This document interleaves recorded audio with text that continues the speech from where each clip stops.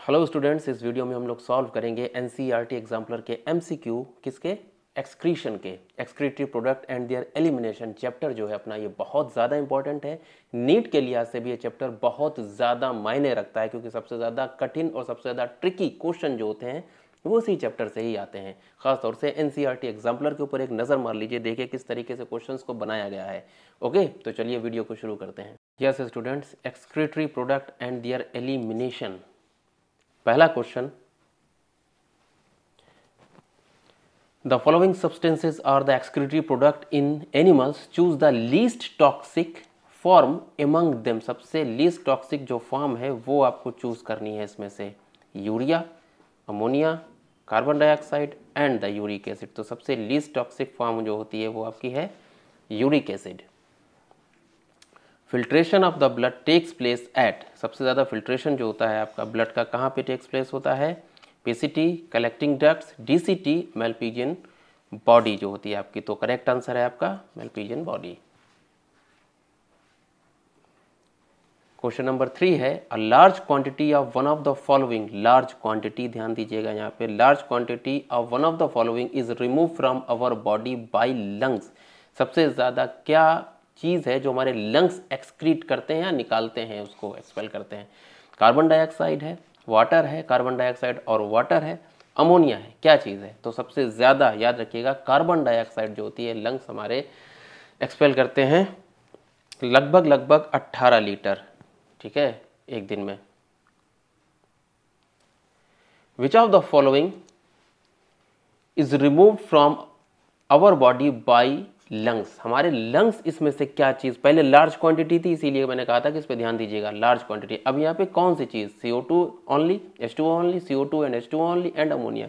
तो जाहिर सी बात है कार्बन डाइऑक्साइड और वाटर वेपर्स हमारी निकल करके आती हैं, तो ऑप्शन आपका सी सही है। The pH of human urine is approximately कितनी होती है, हम सबको पता है, ये क्वेश्चन सिंपल है, 6 होती है।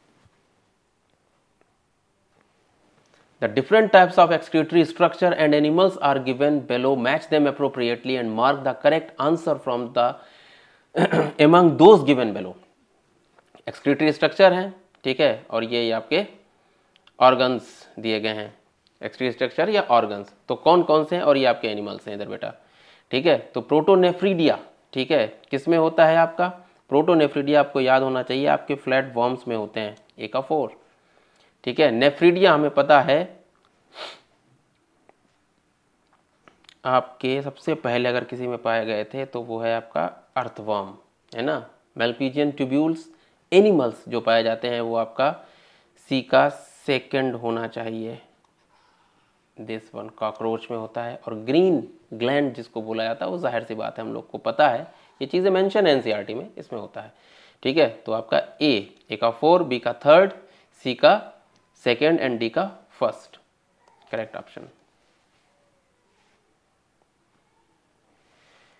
विच of the following statement is incorrect, सबसे पहले इनकरेक्ट के ऊपर ध्यान दीजिएगा कि कौन सा गलत है। बर्ड्स एंड एनिमल्स, ये birds and lands snails are uricotelic animal है, mammals and frogs are ureotelic animals हैं, aquatic amphibians aquatic insect are ammonotelic animals हैं, उसमें से गलत पूछा है। Birds and reptiles are ureotelic हैं, ये वाला पॉइंट जो है आपका गलत हो जाता है, यहाँ पे वो गलत है।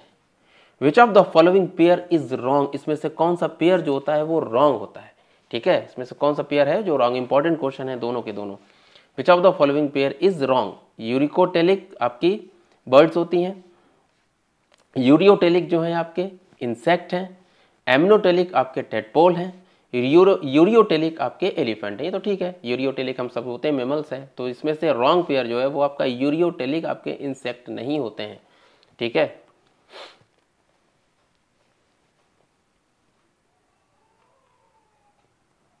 Yes, which one of the following statement is incorrect, देख लीजिए, ऐसे ही नीट में क्वेश्चन मिलते हैं आपको, ठीक है। The medullary zone of kidney divided into the few conical masses called medullary pyramids projecting into the calyx, सही है, ठीक है। Inside the kidney the cortical region extend in between the medullary pyramids as a renal pelvis glomerulus along with the Mobius capsule called the renal corpuscles.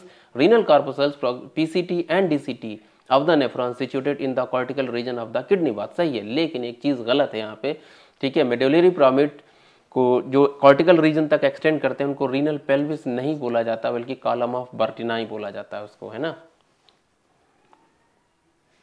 Column of Bertini भी लोग पढ़ते हैं इसको।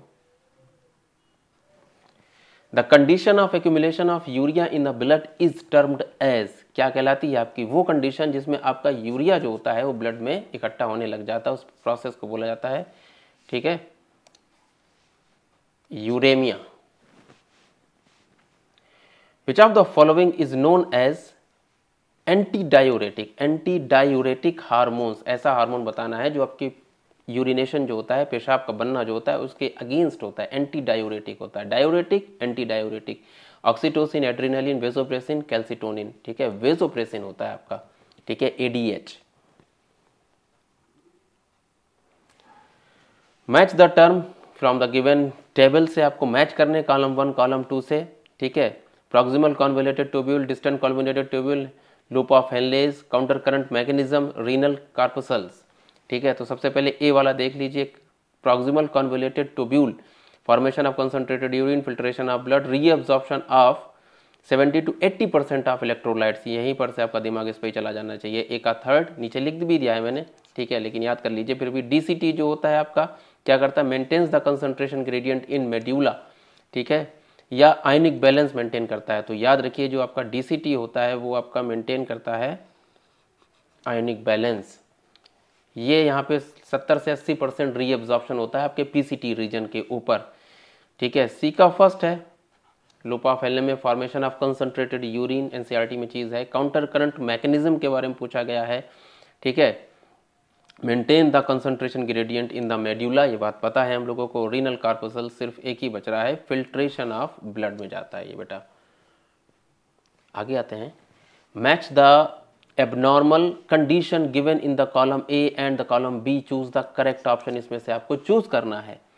ग्लाइकोस्यूरिया, renal calculi, glomerular, nephritis और gout, इसमें से आपको बताने रहेंगे। तो देख लीजिए, ग्लाइकोस्यूरिया जिसको बोला जाता है बेटा, presence of glucose in the urine है, ठीक है, ए का फोर्थ होगा। Renal calculi, inflammation, mass of crystallize salt with in the kidney, ये सबसे खतरनाक चीज होती है भैया, ठीक है। ग्लोमरुलस नेफ्राइटिस, इन्फ्लामेशन इन ग्लोबरुलाई, और गाउट तो हम लोग को पता है, accumulation of uric acid in joints. अक्सर करके ये फीमेल्स में भी और मेल्स में भी ये प्रॉब्लम देखी जाती है, यूरिक एसिड का एक्यूमुलेशन हो जाना। तो सी वाला ऑप्शन इसका सही है बेटा, डी का first. We can produce a concentrated or dilute urine. This facilitated by the special mechanism. Identify the mechanism. ठीक है, इसमें से reabsorption from PCT, reabsorption from collecting duct, reabsorption of secretion in DCT, counter current mechanism in loop of Henle या Vesa recta। तो correct option आपका यही है। Counter current mechanism जो होती है वो हमारी कंसंट्रेटेड या डाइल्यूट यूरिन जो मैकेनिज्म होती है उसको बनाती है। डायलाइजिंग यूनिट के अंदर क्या नहीं होता है, इसमें से पूछा। Dialysing unit artificial kidney contains a fluid which is almost same as plasma except that it has, इसमें से जो नहीं है इसमें हाई ग्लूकोज, हाई यूरिया, ठीक है, हाई यूरिक एसिड और नो यूरिया। तो जाहिर सी बात है नो यूरिया बेटा। Thanks for watching students. 8 minute में हम लोग ने अपने क्वेश्चन कंप्लीट कर लिए, 15 question, one of the most important chapter, ठीक है। एक्सक्रीशन हमेशा आपको याद करना है, इसके एनसीईआरटी हमेशा याद करके रखने हैं, दिमाग में बैठा लेने हैं। अपना ख्याल रखिए, अगले चैप्टर के लिए ज़रूर आपको वीडियो जल्दी मिलता है। Good bye, take care.